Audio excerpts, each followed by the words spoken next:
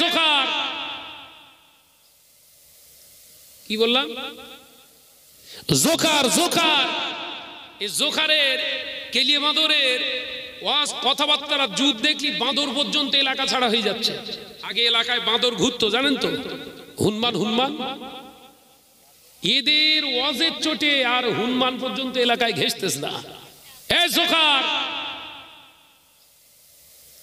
কি বললাম? Joker Joker এই জোকারের কেলিয়ে বাঁদরের ওয়াজ কথাবার্তার যুদ্ধ দেখলি বাঁদর পর্যন্ত এলাকা ছাড়া হয়ে যাচ্ছে। আগে এলাকায় বাঁদর ঘুরতো জানেন তো, হুনমান হুনমান, এদের ওয়াজের চোটে আর হুনমান পর্যন্ত এলাকায় ঘেঁষতেছ না। তো এইরকম কেলিয়ে হুনমান জোকার হুনমান গুলো যদি এত চেঁচাচেঁচি করে, এলাকায় আর হুনমান ঢুকবে বাপ? বল না রে। আল্লাহর ওলি আল্লাহর মাহবুব বান্দার আওলাদদেরকে তোমরা উল্টো পাল্টা মন্তব্য করবে, আর শাহনাজ বললে খারাপ। থেকে মহিলাদের কণ্ঠস্বর পুরুষদের জন্য শোনা, ওই জোরে বলছেন না কেন? হারাম তো। এ হুজুর ওয়াজ করেছে বলো, এ কি জ্বালা পড়ে গেল। এ হুজুর ওয়াজ করেছে হারাম, এখন এ হুজুর চালাচ্ছে। এই হুজুর না শয়তানেরা? কথা বলে না কেন? বললেই তো শাহনাজ খারাপ। ভাই আমি কি কারোর বিরোধিতা করছি না শরিয়াতের হুকুমটা বোঝাচ্ছি? কথা বলে না তো। শরিয়াতের হুকুম বোঝাচ্ছি না কারোর বিরোধিতা করছি? শরিয়াতে এটা তো হারাম, আপনি হালাল বানাচ্ছেন। ও আচ্ছা আচ্ছা, আমার আবার বোঝার ভুল। আপনি তো আবার দাদা হুজুরের থেকে শিক্ষিত বেশি। কথা বলছেন না কেন? না না, আমার বোঝা ভুল হয়ে গেছে। আপনি তো বিরাট বড় বিদ্বান, বসির আল্লামা হুজুরের থেকে আপনি বেশি বোঝেন। আমি কি ভুল বলছি নাকি? না না, আমার বোঝা ভুল হচ্ছে। বাইজিদ বুস্তামি, জুনায়েদ বাগদাদি রহমতুল্লাহ আলাইহির থেকে আপনার এলেম বেশি। ওনারা বিরোধিতা করলেন, মেয়েদের ওপেন বসিয়ে শিক্ষা করানো হচ্ছে শরিয়াতে হারাম।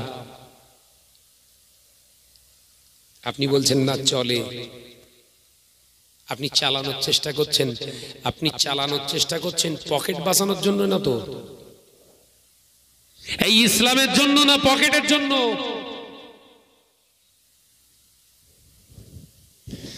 যখন এক শ্রেণীর আলেম ওলামা এই বিরোধিতা শরিয়াতের উসুলি বিরোধী কার্যকলাপ শুরু করলো, যখন তাদের বিরুদ্ধে গর্জে উঠছে এদের কারুর তকমা দিচ্ছে জিনাখোর, কোরআন পড়তে পারে না, হাদিসের হ জানে না, স্টেজে না উঠে ওই থালা বাসন মেজগে যা।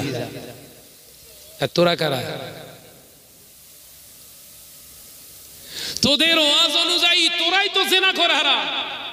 কথা বলছি না কেন? আমাদের কথা, মহিলাদের কণ্ঠস্বর হচ্ছে কানে জেনা, হুজুর ওয়াজ করেছে। এখন ওই হুজুর বলছে কচি তুই পড়, দিব্য মহিলা দাদ্দার করে পড়ছে। তাহলে জেনা কে করলো? আমি? এই প্রকাশ্য জেনা করছে কে? বললেই খারাপ? মানে তুমি যা করবা সব মানে একদম সঠিক। নতুন কোরআন আবিষ্কার করতেছ নাকি তুমি? প্রতিবাদ করছে আওলাদে মুসাদ্দুজ্জামান চাচাজান, তোহা চাচাজান হুজুর কেবলা প্রতিবাদ করছে এর বিরুদ্ধে। আরো পীরজাদা আলহাজ হযরত মাওলানা ইসহাক সিদ্দিকী ভাইজান হুজুর কেবলা প্রতিবাদ করছে। আরো প্রতিবাদ করছে পীর আল্লামা শাহ সুফি ইমরাদউদ্দিন সিদ্দিকী হুজুর কেবলা প্রতিবাদ করছে। প্রতিবাদ করছে শাহ সুফি পীর আল্লামা আপনার ইব্রাহিম সিদ্দিকী চাচাজান হুজুর কেবলা প্রতিবাদ করছে। আরো সব ভাইজান হুজুর কেবলা জনাব আলহাজ হযরত মাওলানা পীরজাদা ভাই নুরুল্লাহ সিদ্দিকী ভাইজান হুজুর প্রতিবাদ করছে। পীরজাদা হযরত মাওলানা ভাইজান সাফিরি সিদ্দিক প্রতিবাদ করছে। এদেরকে কি বলছে জানেন? এখন এরা হলো বেঈমান। তাহলে একা তোর ইমান, যত ইমানের ঝুড়ি কি তোর ভেতরে? এরা কথা বলছেন না? এ জোকার কি বললাম? জোকার জোকার এই জোকারের কেলিয়ে বাঁদরের ওয়াজ কথাবার্তার যুদ্ধ দেখলি বাঁদর পর্যন্ত এলাকা ছাড়া হয়ে যাচ্ছে।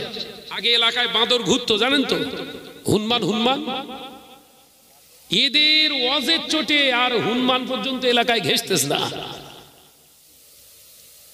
কারণ মানুষ হনুমান সব থেকে বড় হনুমান, জানেন তো। এ যখন এলাকায় হনুমানগিরি করে তখন এলাকায় অরিজিনাল হনুমান আর থাকবে? কথা বলে না। আগে এলাকায় প্রচুর হনুমান আসতো না, এখন সব দেখা যাচ্ছে না। আমার মা বোনেদের একটা কথা ছিল যে এলাকায় হনুমান আসা মানে ফসলপাতি খুব ভালো হবে, মেয়েদের মশলা, এটা বুঝতে পেরেছেন তো? বলতো না এলাকায় হনুমান ঢুকেস মানে ফসলপাতি এবার মনে হচ্ছে খুব ভালো হবে আল্লাহ। ওরা বলতো, ওদের মশলা তো ওই কাক ডাকলি বলে খারাপ সংবাদে ইসবো দেয়, সব ওদের মশলা, যা তৈরি করে সব ওদের। মুফতি বিভাগ হচ্ছে রান্নাঘর। এ কথা বলে না কেন? আমি কি ভুল বলতিস নাকি? হাত থেকে থালা পড়ে গেছে, মনে হচ্ছে কুটুম টুটুম এসতে বোধহয়। তো এইরকম কেলে হনুমান, জোকার হনুমান গুলো যদি এত চেঁচাচেঁচি করে, এলাকায় আর হনুমান ঢুকবে বাপ? বল না রে। আল্লাহর ওলি, আল্লাহর মাহবুব বান্দার আওলাদদেরকে তোমরা উল্টো পাল্টা মন্তব্য করবে, আর শাহনাজ বললে খারাপ। এ কাজ জমিন তোর বাপ তৈরি করে রেখে গিয়েছিল, এরা বাঁদর। তুই কি একবার ভেবেছিস তোর বাপ তাদের হাতে বায়াত, তোর দাদু তাদের হাতে বায়াত, তাদের কাছ থেকে সবক নিয়ে কবরে ঢুকেছে, আর তুই করছিস কি হারা কেলে হনুমান? আমি কি ভুল বলছি নাকি? এই জোরে বলেন। তুই দাদা হুজুরের থেকে বেশি বুঝিস, বশির আল্লামা হুজুরের থেকে বেশি কড়া কেতাব পড়েছিস।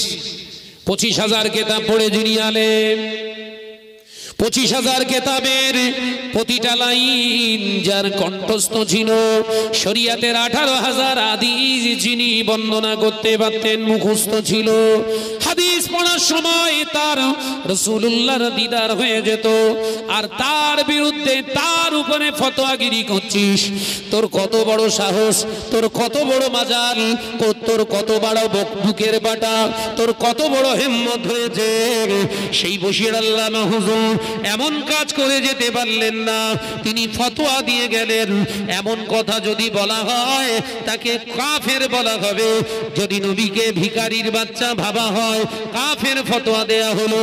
সে আল্লামা হুজুরের ফতোয়াকে চিৎ করে দিয়েছিস, এখনো প্রমাণ করতে চাইছিস তোরা হক।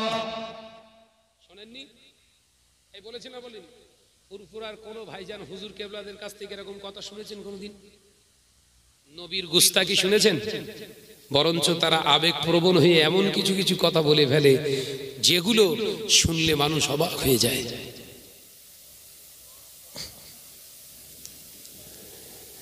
চাচাজান পীরজাদা তোহা সিদ্দিকী চাচাজান হুজুর কেবলা যখন গর্জে উঠলেন, হক কথা বলতে শুরু করলেন, তাকে বলা তকমা দেয়া হচ্ছে ভণ্ড। তারা ভণ্ডকেরা একটুখানি ভালো করে একবার করে অ্যানালাইসিস কর দিন। যদি ভণ্ড হয়ে থাকে তোদের ফতোয়ায়, তা তোদের গুরু যে, তোদের যে গুরু, তার তো জানা যায় যে সেই দোয়া করেছে। কথা বলে না কেন? তোদের বাপ মারা যাওয়ার পরে দোয়া চেয়েছিল কে? কই তখন তো ফতোয়া দিসনি। ও তখন ওই হাত তুলে তাকবীর দিয়েছিল বলে, হাত তুলে তাকবীর দিয়েছিল, ভালো ছিল। হ্যাঁ, মানে তুমি অন্যায় করলে তোমার বিরুদ্ধে কথা বলা যাবে না, যদি অন্যায় করি ওটা অন্যায় থাক, তাকবীর চালাও। নজনেরা, যুবকেরা, ছেলেরা, বাচ্চারা, পর্দানশীনা মা ও বোনেরা, শুনে রেখে দিন, জেনে রেখে দিন, আল্লাহ পাক ওই জন্য কোরআনে জানিয়েছে উদখুলু ফিস সিলমি কাফা। শুনে রেখে দাও মুসলমানেরা, ইসলামের ভিতরে পরিপূর্ণ দাখিল হয়ে যাও, ইসলামের ভিতরে পরিপূর্ণ প্রবেশ করো। খবরদার শয়তানের পথ অনুসরণ করো না, শয়তানের মতবাদ তোমরা অনুসরণ করো না। ও নওজওয়ানেরা, যুবকেরা, ছেলেরা, বাচ্চারা, পর্দানশীনা মা ও বোনেরা, নামাজ পড়া যেমন আল্লাহর কাজ, আল্লাহর আল্লাহর ইবাদত বান্দিগি, রোজা রাখাটা যেমন আল্লাহর ইবাদত বান্দিগি, হজ করাটা যেমন আল্লাহর ইবাদত বান্দিগি, জিকির করাটা যেমন আল্লাহর ইবাদত বান্দিগি, মসজিদ নির্মাণ করাটা যেমন ইবাদত বান্দিগি, আপনার দুনিয়া জমিনে ইলম অর্জন করাটা যেমন ইবাদত বান্দিগি, শরীয়তের শর্ত হলো হালাল জায়গা থেকে আপনার করতে হবে। ও নওজওয়ানেরা, যুবকেরা, ছেলেরা, বাচ্চারা, নামাজ আদায় করতে গেলে হালাল জায়গা থেকে করতে হবে। প্রথম নম্বর শরীয়তের শর্ত হলো নামাজি তাদেরকেই বলা হবে যারা প্রকৃত ঈমানদার, ঈমানের সঙ্গে পাক পবিত্র অবস্থায় নামাজ আদায় করেছে, এদেরকেই শরীয়তের ভাষায় মুসাল্লি বলা হয়। ও নওজওয়ানেরা, যুবকেরা, তার মানে শরীয়ত আপনাকে আমাকে শিখিয়ে দিচ্ছে, তার মানে নামাজ আদায় করলে হবে না, নামাজ আদায় করার আগে আপনাকে পাক হতে হবে। একবার জোরে হবে না সুবহানাল্লাহ? নামাজ পড়লেই হবে? ওযু করেননি, নামাজ ধুনে দিচ্ছেন, কবরে গেলে ধুনবে না? ধুনবে না? নামাজ পড়া উত্তম ইবাদত, আফজালুল ইবাদাত ইবাদাতুস সালাত। আল্লাহ পাকের হাবিব জানিয়ে দিলেন উত্তম ইবাদত হলো নামাজ, নামাজটা হলো ইবাদতের শ্রেষ্ঠ ইবাদত, আফজাল ইবাদত। ও নওজওয়ানেরা, আবার ওই শরীয়ত শিখিয়ে দিলেন যদি নাপাক অবস্থায় নামাজ আদায় করো, নেকির পরিবর্তে কাবিরা গুনাহ হবে। কি গুনাহ? জোরে বলেন। নামাজ তো ভালো, আমি একটা উদাহরণ দিচ্ছি, অসুবিধা হচ্ছে নাকি? নামাজ ভালো না খারাপ? আরে আফজাল ইবাদত। ও মুরব্বিয়ান গণেরা, ছেলেরা, বাচ্চারা, পর্দানাশীনা মা ও বোনেরা, আপনি ধরে নেন শরীর পবিত্র করেছেন, শরীর পবিত্র হওয়ার পরে আপনি যে কাপড়টা পরিধান করে আছেন, জামাটা পরিধান করে আছেন, ওই জামাতে নাপাক লেগে রয়েছে।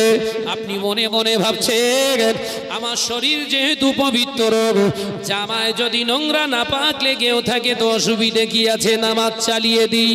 নামাজ কি সত্যি হবে? আলোচনা বুঝতে হবে, কিন্তু টুকটুক করে এগিয়ে যাচ্ছি। তাহলে নামাজ ফরজ কখন? যখন আপনি ঈমানদার। বোঝা যাচ্ছে? নামাজ কখন ফরজ? যখন আপনি ঈমানওয়ালা। নামাজ পড়বেন কখন? যখন আপনি শরীরটা পবিত্র করতে পারবেন এবং সময়ের উপরে। আল্লাহ কোরআনে জানাচ্ছেন ইন্নাস সালাতা কানাত আলাল মুমিনিনা কিতাবাম মাওকুতা, নিশ্চয়ই আমি আল্লাহ নামাজকে ফরজ করেছি মুমিনদের উপরে সময়ের উপর। একবার জোরে হবে না? একবার জোরে হবে না সুবহানাল্লাহ? আরে চিল্লে হবে না সুবহানাল্লাহ?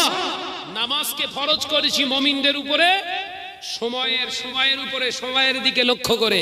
নিশ্চয় নামাজকে ফরজ করা হয়েছে সময়ের উপরে, মুমিনদের উপরে। ও নওজওয়ানেরা, যুবক করে সোনার মানিকেরা, ভালো করে শুনে নাও, পর্দানাশীনা মা বোনেরা।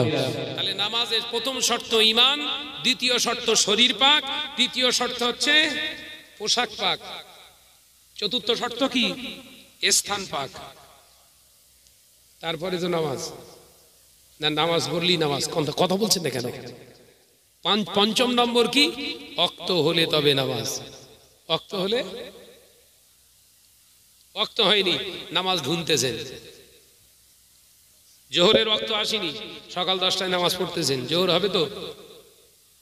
কথা বলে না, চুপ করে এসো। সকাল 7টা বাজে ফজরের নামাজ পড়তেছেন, হবেন তো? এশার নামাজ পড়তেছেন দুপুরবেলা, আরে নামাজ তো হবে? হবে না। কারণ আল্লাহ নির্ধারিত একটি সময় দিয়েছে, এক একটা ওয়াক্ত, এক একটা সময়, এক একটা সালাতের উপরে আল্লাহ পাক ফরজ করে দিয়েছে। একবার জোরে বলো, জোরে হলো না সুবহানাল্লাহ? নামাজ হলো। তাহলে নামাজের শর্ত: নাম্বার 1 ইমানদার হন, নাম্বার 2 শরীর পবিত্র করেন, নাম্বার 3 জামা কাপড় পবিত্র করেন, নাম্বার 4 স্থানটা পবিত্র করেন, নাম্বার 5 যেই খাচ্ছেন নাম্বার 5 কি বললাম? ওয়াক্তের উপরে লক্ষ্য রেখে নামাজ পড়ুন। অনেক মুসলমান ভাইরা রয়েছে যারা আসরের নামাজের পরে আরো অন্য নামাজ চালাচ্ছে। কথা বলছেন না কেন? আসরের ফরজ নামাজের পরে আর নামাজ হবে তো? যে নামাজই পড়বেন মাকরু হবে।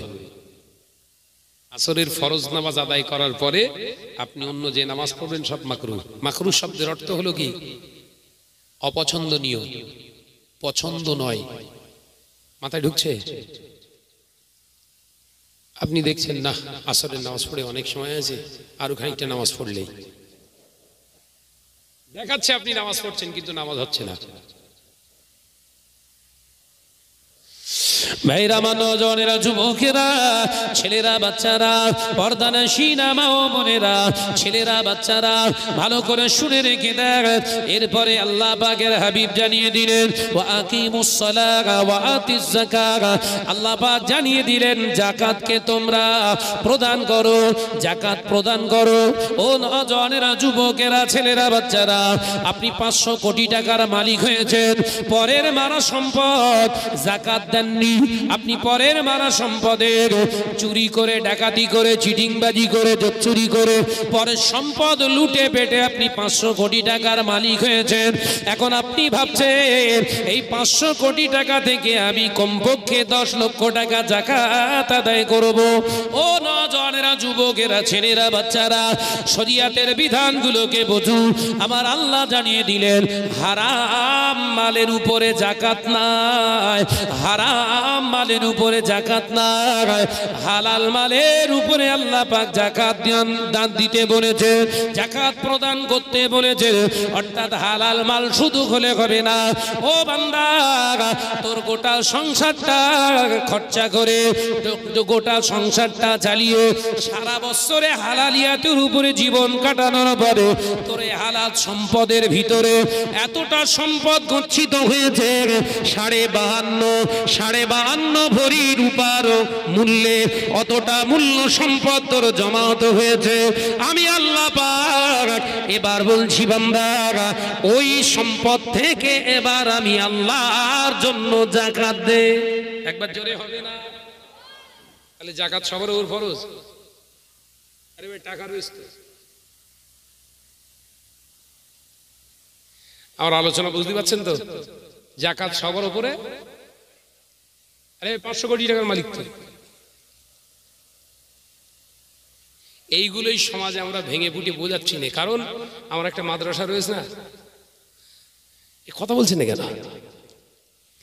এগুলো ভেঙে ফুটে বোঝালে যে বাবা হালাল মালের যাকাত আছে বলো, হারামের কোনো যাকাত নেই, হারামের ইবাদতের সঙ্গে কোনো সম্পর্ক নেই হারামের। মানে এ ফতোয়াটা তো আমি দিলে সুদখোর তো জীবনে আমার মাদ্রাসায় দেবে না। বোঝাতে পারলাম না। এই ফতোয়া যখন এই শরিয়াতের আসল চেহারাটা আপনার সামনে পরিবেশন করব, আপনি ধরে নেন আপনি 100 কোটি টাকা না 2 কোটি টাকার মালিক, কিন্তু সব হারাম, হারামি ভাবে ইনকাম করেছেন। সেই হারামের টাকা আপনার কাছে গচ্ছিত আছে। যখন আপনি শুনবেন যে হারাম মালের যাকাত নেই, তখন আপনি কি করবেন? আর দেবেন? ওই জন্য ওই যাকাত দেন অশেষ। কথা বলেন কেন? আমাদের বুঝতে পারছেন না নাকি? যাকাত দেন, যাকাত দেন, যাকাত দেওয়া ফরজ। যাকাত দিলে আবার আল্লাহ সম্পদকে ফিল্টার বানিয়ে দেয়। যাকাত প্রদান করো।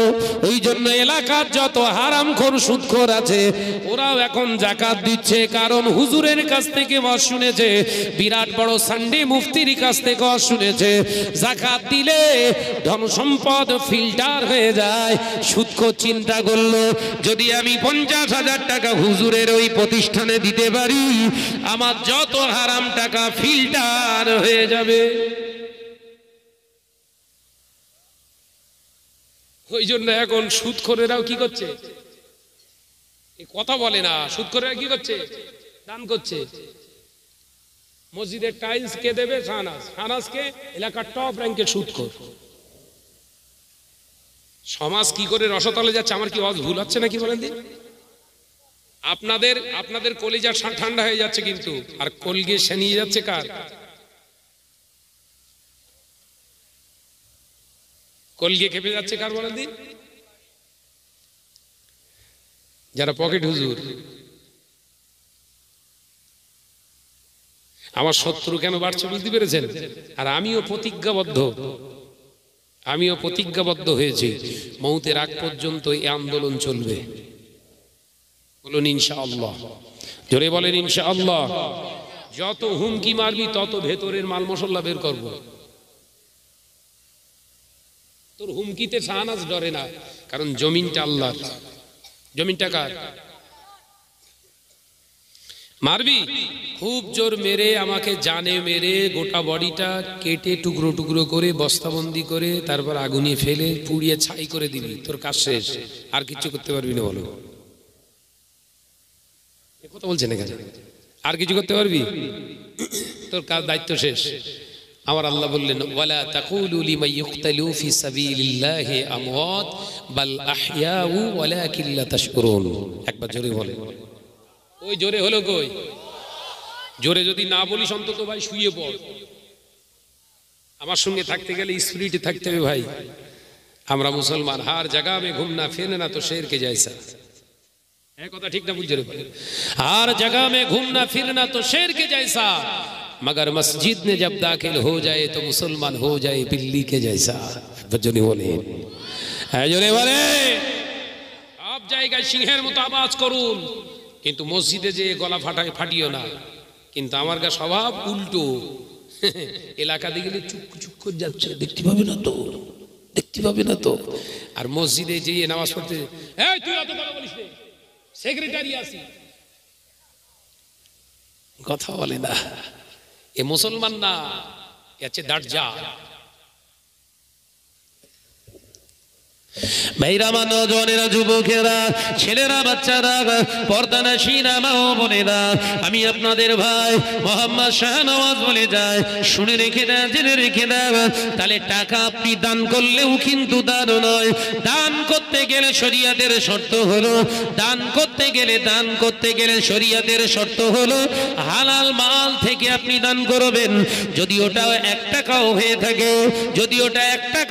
থাকে, ওই 1 টাকা দান করলে অপরদিকে যদি 1000 কোটি টাকা কোন হারামখোর যদি হারাম মাল দ্বারা যদি বিলিয়ে দেয়, আমার আল্লাহ পাকের হাবিব জানিয়ে দিলেন, ওই 1000 কোটি টাকা দাড়ি পাল্লার এক পাশে রাখলে এই হালাল মাল থেকে 1 টাকা দান করার বিনিময়ে আমার আল্লাহ হালালের মর্যাদা আল্লাহ এত দান করেছে, ওই 1000 কোটি টাকা থেকে 1 টাকার পাল্লাটা 1000 গুণ ভারী করে দেবে।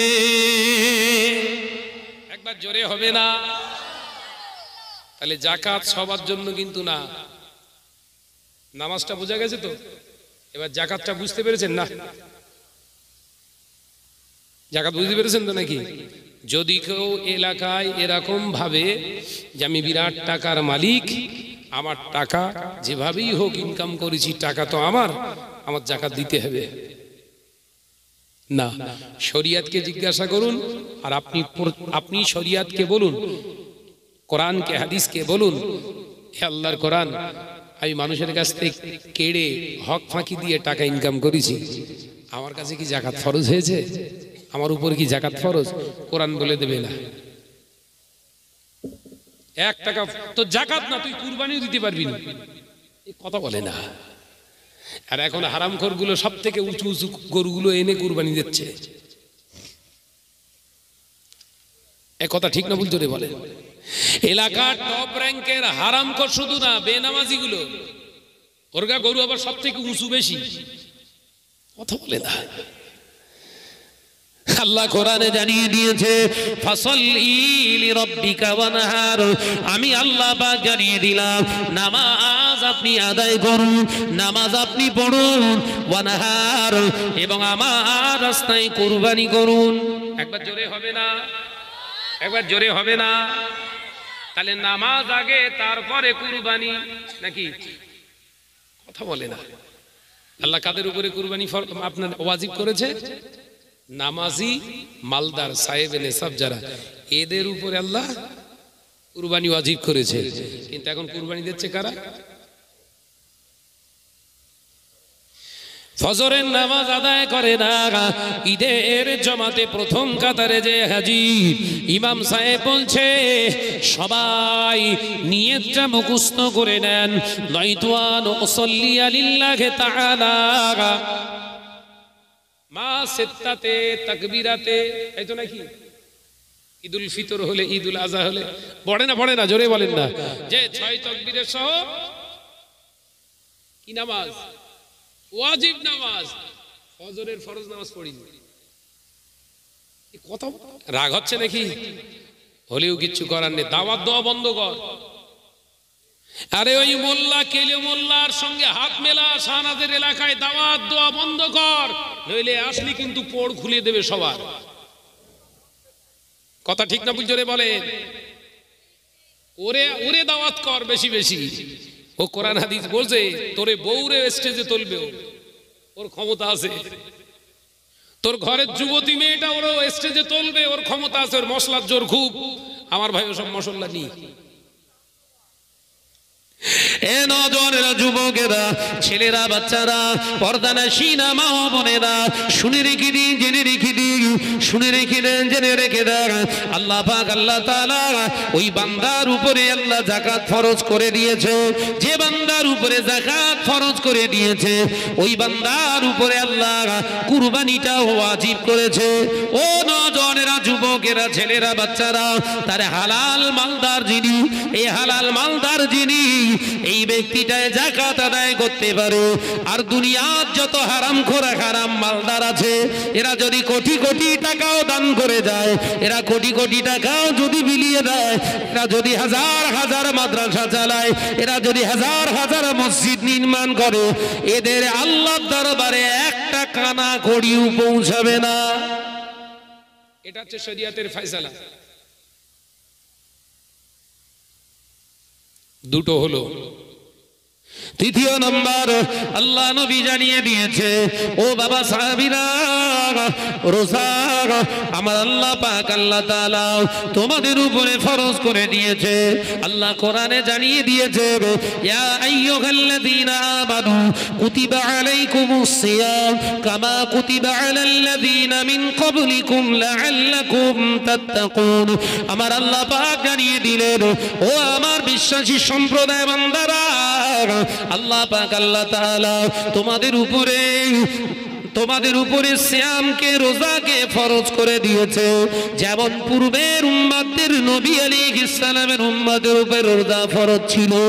ও বাবাজিরা, আমার আল্লাহ পাক জানিয়ে দিলেন, এই রোজা, ওরে বান্দা বান্দারা, শুনে রেখে দে, জেনে রেখে দে, নিশ্চয়ই মুত্তাকিনদের জন্য এমন একটা ইবাদত, এই রোজা ব্রত পালন করার কারণে আত্মশুদ্ধ হয়, আত্মার খোরাকের, আত্মার ইমানি জ্যোতির জায়গাটা তৈরি হয়ে যায়।